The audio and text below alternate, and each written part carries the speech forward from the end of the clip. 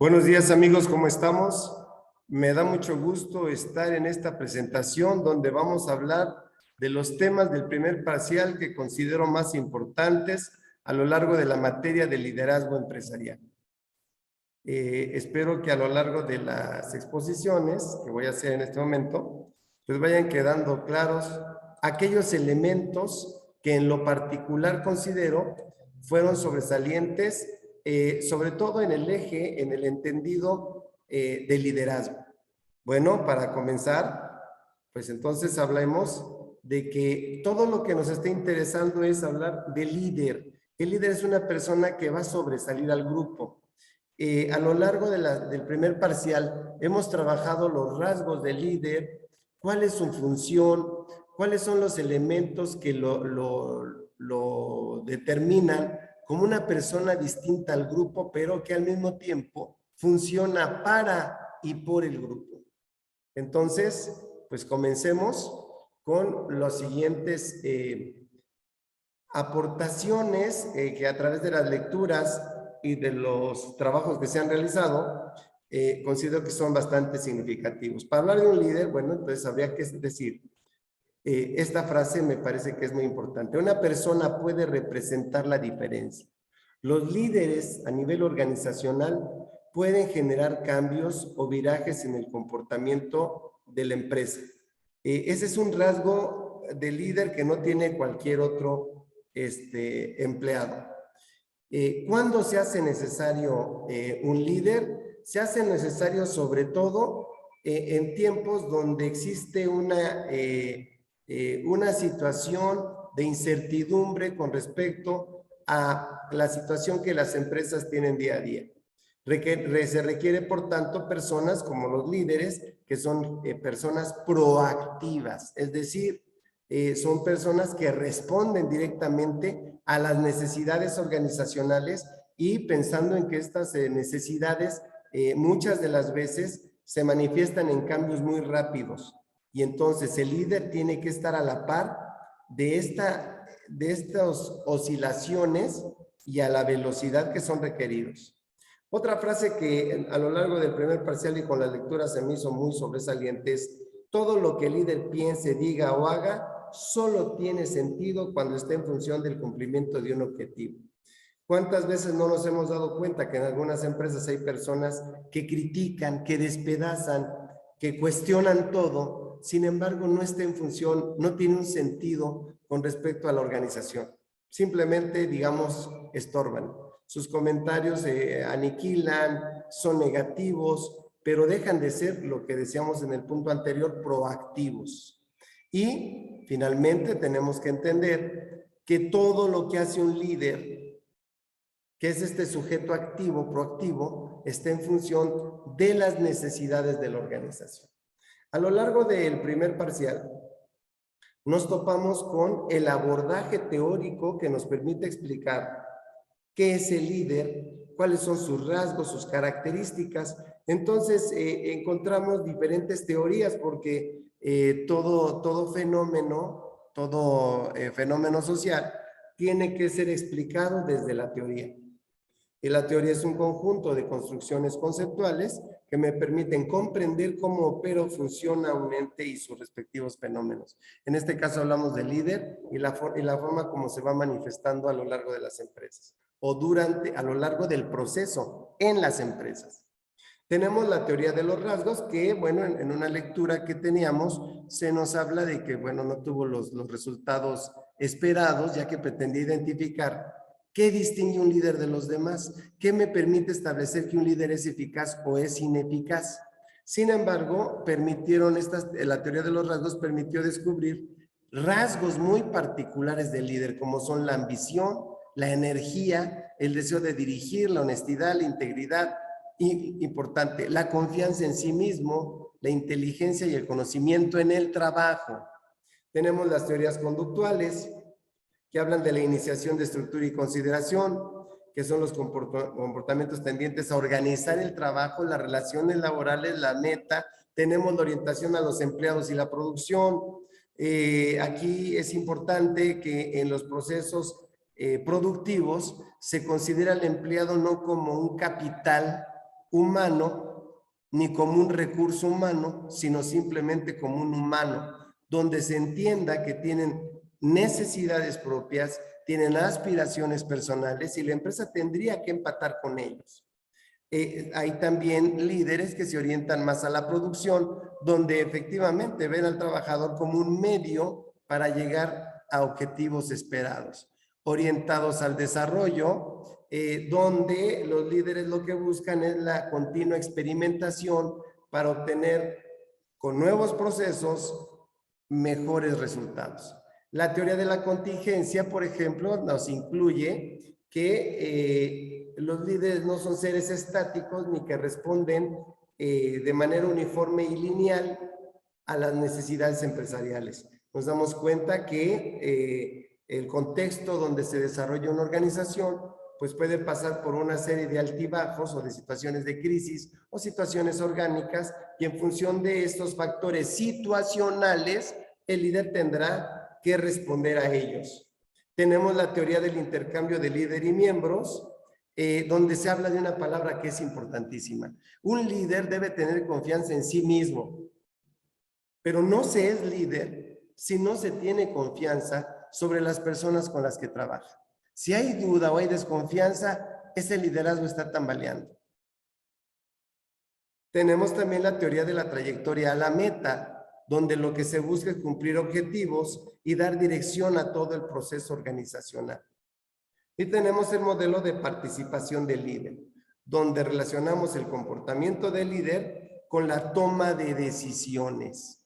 Esto es muy importante. Una toma de decisiones puede ser asertiva o puede ser destructiva. Las tomas de decisiones tienen que ver con los rasgos personales de quien las establece. Más frases importantes: todo liderazgo se basa en relaciones humanas y confianza. En muchas empresas, y esto tiene que ver con la teoría clásica administrativa de Fayol, o estos inicios de la administración, donde se partía de que el empleado era una persona floja, que si no la checaba me iba a robar algo, una persona que está en contra de la empresa, y por lo tanto se construye en la administración clásica toda una estructura Taylor, se me estaba yendo el nombre, Taylor, y está dentro de Taylor y Fayol, donde esta estructura administrativa lo que busca es la supervisión. Hay que estar checando qué hace el empleado, dónde está, si no se está robando la materia prima. Esta vieja visión administrativa se rompe con el concepto de liderazgo y su papel institucional u organizacional, que es: ahora me fijo en la relación humana y en la confianza. Y otro elemento importantísimo que para mí es de los pilares en el aprendizaje de este primer parcial, como lo diría un cantante de nombre Fito Páez, además de la confianza, el ejemplo. De repente le dicen al empleado: tú tienes que dar la vida por la empresa, tú te tienes que sacrificar, te puedo exprimir, pero resulta que cuando el empleado pide algo a la empresa dice: no, yo no puedo. ¿Cuál es el ejemplo? Hay que modelar el comportamiento, y un líder se vuelve ejemplo de los demás. Por eso, no cualquiera puede aspirar a ese liderazgo. El liderazgo no se da por decreto. Y este es otro de los aprendizajes del primer parcial. Tiene que ver con el desarrollo personal y profesional. Y ese desarrollo personal y profesional están articulados. Es necesario que exista uno para que exista el otro. Hay una relación dialéctica entre ambas esferas. El liderazgo es el conjunto de habilidades que, fíjense, aquí tenemos un conjunto de definiciones de liderazgo, y para mí la culminación de esas definiciones va a ser justamente la última que mencionemos. La primera dice: el liderazgo es el conjunto de habilidades gerenciales o directivas que un individuo tiene para influir en la forma de ser o actuar de las personas. Aquí aguas: influir o decretar o sancionar o imponer o invadir. El líder influye, no invade, no impone. En la forma de ser o actuar de las personas y de un grupo de trabajo determinado, haciendo que el equipo trabaje con entusiasmo. Y para que exista ese entusiasmo, tiene al principio que haber una fusión con la misión, visión y valores, que es la parte filosófica organizacional. Y hacia dónde van a llegar, pues hasta las metas y objetivos, donde se tiene que ver representado y reflejado el empleado. No puede ser que la empresa tenga metas y objetivos que estén divorciados de los intereses del trabajador. Entonces, ¿qué hace el trabajador? Simula que comparte esa misión, visión y valores. Segunda definición de liderazgo, la capacidad o características del liderazgo. La capacidad de delegar, tomar la iniciativa, gestionar, convocar, promover, incentivar, motivar y evaluar un proyecto de forma eficaz y eficiente. Sea este personal, gerencial o institucional dentro del proceso administrativo de la organización. Sí, toda esta construcción es real, o sea, digamos que las entrañas del trabajo organizacional de una empresa, por supuesto. Sin embargo, amigos míos, me parece que la definición, y esto me llevo, digamos, como uno de los elementos de aprendizaje más significativos del primer parcial, esta definición. Capacidad de crear una cultura. Cuando hablamos de cultura ya no hablamos de algo invasivo, ya no hablamos de imposiciones, ya no hablamos de coerciones. Cuando hablamos de cultura se vuelve un fenómeno orgánico el trabajo en la organización. Que ponga a la sociedad en su conjunto y a las personas que trabajan en ella en primer lugar. Visión humanista. La visión administrativa vigente, o que debiera ser vigente, porque muchas organizaciones y empresas todavía siguen manejándose desde la administración clásica, desde la administración taylorista. Hablamos ahora, por ejemplo, de Maslow.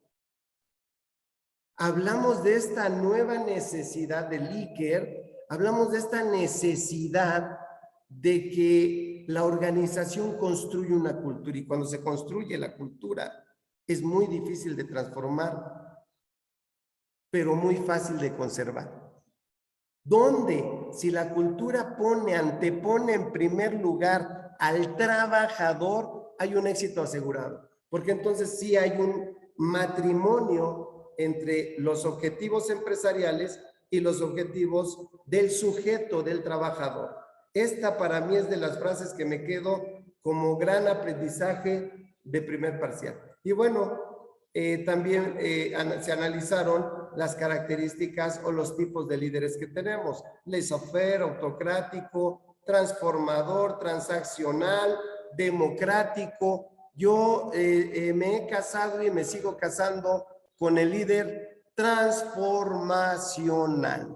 Me parece que es el líder que responde a todos los aprendizajes que hemos tenido, a todo lo que se ha hablado de lo que sería un excelente líder.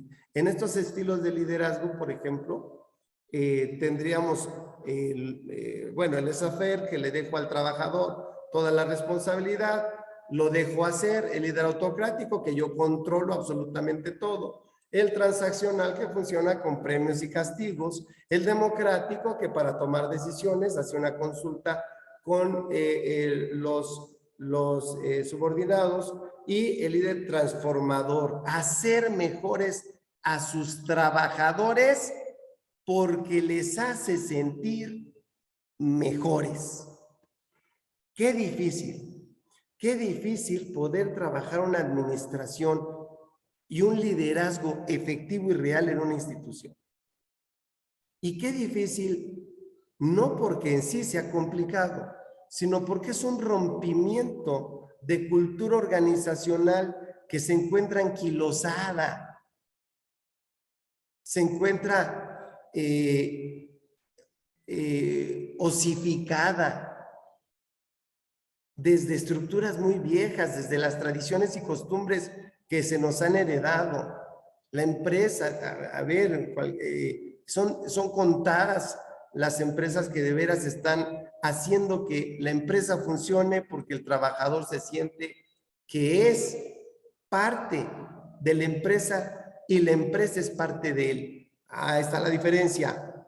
De repente las empresas dicen, ponte la camiseta de la empresa. ¿Y por qué no la empresa se pone mi camiseta? ¿O por qué no la camiseta es compartida? Un líder, seguimos con los aprendizajes, proyecta hacia afuera totalmente. No hay líderes que no proyecten hacia afuera. Los líderes son como focos encendidos. El líder siempre va a proyectar. ¿Por qué? Porque va a tener seguidores, va a convencer, va a establecerle objetivos a los demás, les va a establecer las necesidades, lo que se requiere. Y los sujetos lo van a seguir. Es el carisma. Hablábamos hace rato acerca de hacia dónde se desarrolla un líder. Hacia la parte profesional o hacia la parte personal. Totalmente los líderes tienen que caminar por los dos lados. Y en el caso personal, hablamos de SMART. Hablamos de crear objetivos específicos, medibles, alcanzables, realistas y definidos en el tiempo. En ocasiones, y esto es muy importante, nosotros desarrollamos proyectos de vida. Pero en estos proyectos de vida no sabemos ni siquiera en dónde estamos parados. La palabra proyecto, pues voy a tomarlo como sinónimo de proyectil, es algo que se lanza siempre hacia adelante. Yo no puedo hacer proyectos hacia el pasado porque el pasado ya está hecho. El problema de lanzar proyectos hacia futuro, que no hay de otra zona a futuro, es que a veces no sé dónde estoy parado. De ahí la importancia de la misión, de la visión y de los valores que uno tiene. Ubicar primero en dónde estoy para saber hacia dónde voy a lanzar mis objetivos a futuro. Y entonces, de ahí es SMART. De ahí hay que ser realista, hay que determinar los tiempos, alcanzar objetivos, medirlos, ser específicos. Eso, el trabajar con el cumplimiento de estos objetivos me va a permitir avanzar, transformarme detrás de las metas. Cuando uno rebasa una meta, la palabra meta significa más allá. Significa algo que está después de lo que yo soy, de lo que soy ahorita. Es una transformación. Ya hablamos ahora de líderes, hablemos también del autocontrol emocional, de controlar nuestros sentimientos y emociones. ¿Cuántas veces hemos visto en empresas personas líderes o directivos que se despedazan ante una situación contradictoria, compleja, y lo transmiten a la gente? Gritan, se alborotan y transmiten. No tienen autocontrol emocional. Hay personas que dicen, él tiene el carácter muy fuerte porque grita mucho. Incorrecto. El carácter será débil. Su temperamento es muy fuerte, pero el carácter regula. Entonces, aquel que grita y se alborota tiene un carácter muy débil. De ahí que requiramos entonces de la inteligencia emocional. Tenemos que, no podemos controlar a la emoción cuando emerge, pues es una cuestión hormonal. ¿Cómo me inyecto químicos para destruirme las hormonas que se van a compartir vía neurológica? Pues no. Pero lo que sí puedo hacer es que una vez que llegó la emoción, saber qué hacer con ella. Inteligencia emocional. Hijo, qué difícil. Podría contar con los dedos personas que tienen esta inteligencia emocional y sobre todo aquellos que tienen puestos directivos. Muy complejo. Y esto requiere de preparación. Se requiere de una inteligencia interpersonal y una inteligencia intrapersonal, pero van acompañados. No puede haber una y no haber la otra. Y esto no es una cuestión meramente innatista. Esto se tiene que desarrollar. Otro aspecto que me resulta muy importante es la proactividad, la gestión de desarrollo y la acción personal, que son las competencias que determinan el nivel de liderazgo. Proactividad, gestión. ¿Cuántas veces hemos visto personas que dicen, pues no puedo porque no tengo las cosas? pues gestiónalas. Ah, ¿a quién se las pido? No, no, incorrecto. La gestión es la reunión de condiciones necesarias para que suceda algo. Y eso, si voy a gestionar, voy a hacer que suceda algo, pues obvio que tengo que ser proactivo, obvio que tengo que desarrollarme y obvio que tengo que tener una acción personal. Por supuesto, competencias de liderazgo. De un directivo. Hijo, es que dirigir es muy complejo. Un error directivo y se derrumban un montón de elementos y de procesos que están por debajo. Confianza. La confianza es importantísima. Debo confiar en las personas. Vivimos en la cultura de la desconfianza. En todos los aspectos y en todos los terrenos, ¿eh?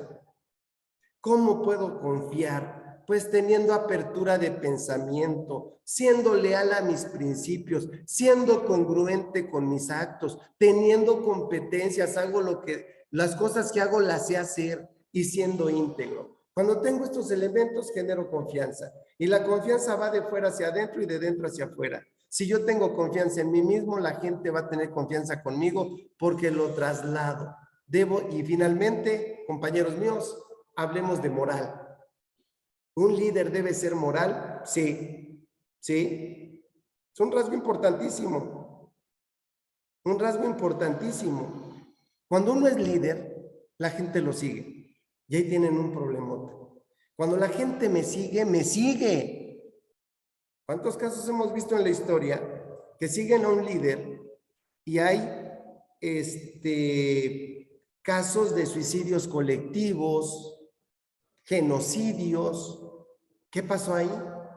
Que cuando alguien tiene todas las características de liderazgo, cuando tiene las características de líder, pero su ética y su moral están perdidas, entonces no tenemos a un líder, tenemos un asesino en potencia. Y un asesino en potencia ya no es líder, porque un rasgo del liderazgo es ser lícito. El líder está en función de valores, de un marco de valores. Si no está dentro de ese marco de valores, ya no es líder. Porque si no, imagínense, podríamos decir que el Chapo Guzmán es un líder, podríamos decir que Hitler fue un líder y eso genera debate. Pero si fue un líder, lícito, debe ser lícito, debe estar enmarcado en valores. Pero la gente lo sigue, rasgos de líder, claro. Pero ¿qué pasa con la ética? ¿Qué pasa con la moral? No será necesario. Y finalmente hablemos del modelo líder-mentor. Me parece que este es de los modelos más importantes e insisto, el líder se acerca al subordinado, se acerca al que le sigue, se le acerca, colabora, guía, facilita, hace que la gente que está a mi alrededor crezca personal y profesionalmente. Yo lo propicio, yo líder busco que las personas que están conmigo crezcan, mejoren. Pero ¿qué pasa cuando el autoconcepto está débil? ¿Qué pasa cuando la autoestima flaquea? No, ¿cómo mi empleado va a ser mejor que yo? Hay que hundirlo, hay que humillarlo. Por eso, amigos míos, los sistemas de evaluación pueden llegar a tener un grave error. Cuando en una evaluación media una relación de poder, normalmente el evaluado sale mal.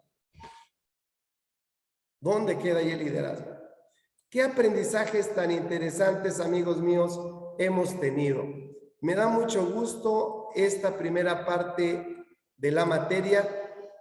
Me parece que es muy importante. Ahora aplico. ¿Y a un psicólogo de qué le sirve todo esto?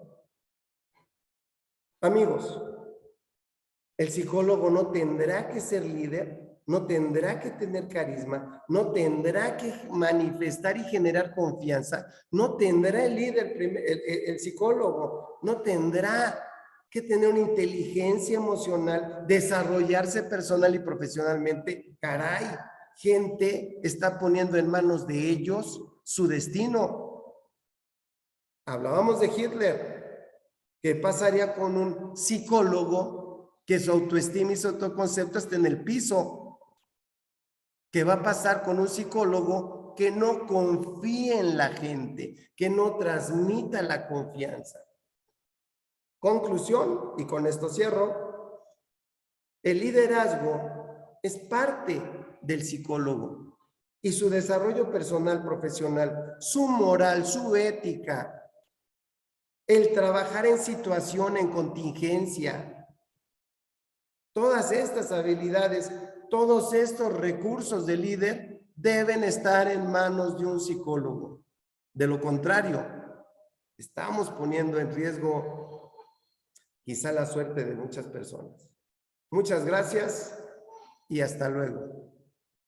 Con esto concluyo entonces lo que considero fueron los aprendizajes que más me llamaron la atención en este primer parcial. Gracias a todos.